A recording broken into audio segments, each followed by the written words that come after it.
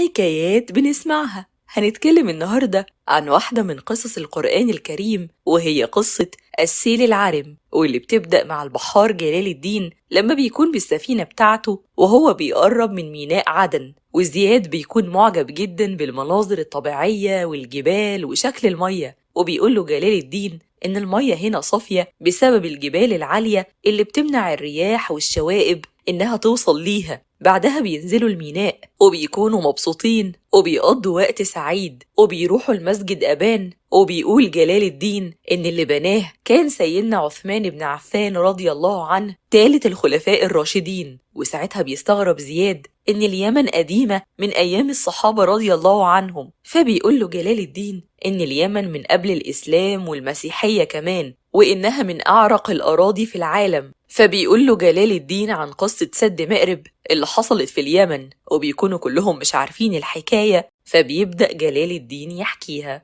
وبيحكي حكاية من قديم الأزل لما كان الملك عدروس ملك سبأ قاعد في شرفة القصر بتاعه وحزين بسبب منظر الرمال الكتير اللي منتشرة في كل مكان. فبيقول له الوزير بتاعه إن الأمطار قربت تنزل، لكن الملك عدروس بيكون متضايق بسبب إن حتى مياه الأمطار لما بتنزل بيستفيدوا بجزء صغير منها بس، والباقي بيضيع في الصحراء ومش بيستفيدوا منه أي حاجة بعد كده. وساعتها بيفكر الملك في فكرة يستفيدوا بيها من ماء المطر ده، وبيجيب كبير المهندسين وبيطلب منه بناء سد يحجز المية لما الدنيا تمطر، وساعتها هيقدروا يستخدموها بقية السنة. وبيطلب منه إن هو يخلص السد ده في أسرع وقت، لكن كبير المهندسين بيقوله إن السد ده هيستغرق عشرات السنين وممكن مئات السنين كمان. وساعتها الملك بيقوله طب احنا كده هنستفيد ايه؟ فبيقوله كبير المهندسين ان احفادنا واحفاد احفادنا هم اللي هيستفيدوا من السد ده، وهيكون اللون الاخضر هو اللي مسيطر على المشهد اللي قدامنا، مش مشهد الصحراء زي ما احنا شايفين كده. وفعلا الملك بيوافق وبيطلب منه يبدأ في بناء السد. وبتعدي مئات السنين والسد بيتبني، وبنشوف الملك الجديد لسبأ، لكنه بيكون ملك فاسد ومرفه وبيصرف الفلوس من غير ما يفكر الناس محتاجة ايه، ومش فارق معاه اي حاجة. وبيكون اليوم ده هو اليوم اللي فيه الحصاد، وبيكون الملك عامل حفلة بالمناسبة دي وبيحضرها الأمير مالك الابن الأصغر للملك والوزير بهلول وكبير المهندسين السيد عارف. وبيفضل الأمير مالك يقول نكت ويهزر وكل اللي قاعدين يضحكوا ما عدا عارف اللي بيكون حاسس إن الملك وابنه مش هاممهم غير مصلحتهم الشخصية والهزار واللعب، ومش فارق معاهم أحوال المملكة ولا فارق معاهم الفقراء اللي فيها. علشان كده بيطلب السيد عارف إنه يمشي وما بيكملش القعدة معاهم. وبنشوف بالليل الملك والأمير وهم قاعدين في حديقة البيت وسهرانين مع سادة القوم مرة تانية، وبيجي 2 جداد وهم عثمان تاجر السلاح وزهران تاجر الخمور. والملك بيرحب بيهم وبيقول لعثمان إنه هيستفيد منه في إنه يمد الجيش بالأسلحة والسيوف والدروع وكل اللي محتاجينه، وبيقول لزهران إنه هيستفيد منه في إنه يمد القصر بالخمور والمشروبات. بعدها الملك بيلاحظ إن السيد عارف قاعد ساكت، فبيسأله زعلان من إيه؟ فبيقول له السيد عارف إنه زعلان على الحال اللي وصلت ليه المدينة، وإن دلوقتي السد اللي هم بنوه ده بقى سبب نقمة وخلاهم ينسوا ربنا، والناس بقت مشغولة بالجناين والأشجار والفاكهة والكلام ده. وبيحذرهم إن غضب ربنا عليهم هيكون شديد، لكن كلامه مش بيعجبهم كلهم، وبيكونوا شايفين إن هم دلوقتي بقوا في نعمة وبقى معاهم فلوس كتير، وهو ده المهم في الوقت الحالي. وبيعدي فترة من وقتها وبيجي يوم عيد ميلاد الأمير مالك، وبيبقى عايز يوزع خيول على كل أهل المدينة بالمناسبة دي، وكل الناس بتقوله إن الخيول دي المفروض ما تتوزعش، ودي كده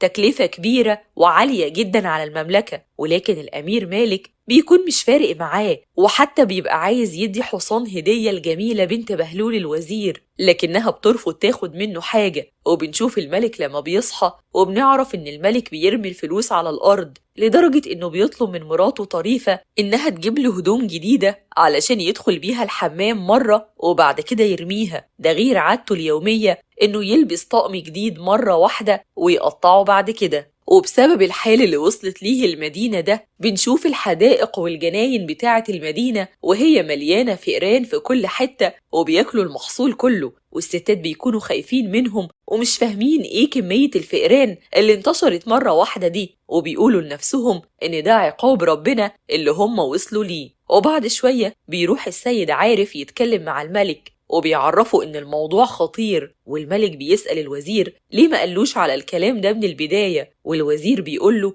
إنه ما كانش راضي يزعجه وفاكر إنها مجرد حاجة عادية يعني، وبيفضلوا كلهم يفكروا في طريقة علشان يحلوا بيها الموضوع ده، لحد ما بتقول طريفة مرات الملك إنهم ممكن يجيبوا عدد كبير من القطط ويطلقوها في الجناين، ومعروف إن القطط بتكره الفئران وأكيد هتطردهم، وفعلا بيعملوا كده والخطة بتنجح وبيخلصوا من الفئران اللي كانت عاملة إزعاج ليهم كلهم دي. بعدها بتحلم السيدة طريفة بحلم غريب، وهو إن جوزها سابها في حديقة من الحدائق وحصل برق ورعد والمكان كله اتحرق من حواليها، وساعتها بتقوم من النوم مخضوضة وبتقول للملك إن دي علامة من ربنا إن سد مأرب في خطر وهيتدمر بسبب المعاصي اللي احنا بنعملها. واللي بيأكد كلامها كمان لما بتشوف ضفادع منتشرة في كل المدينة والحدائق وكمان منتشرة في حديقة القصر، وطبعا الملك بيقلق من الكلام ده وبياخد مجموعة من كبار القوم وبيروح لحد السد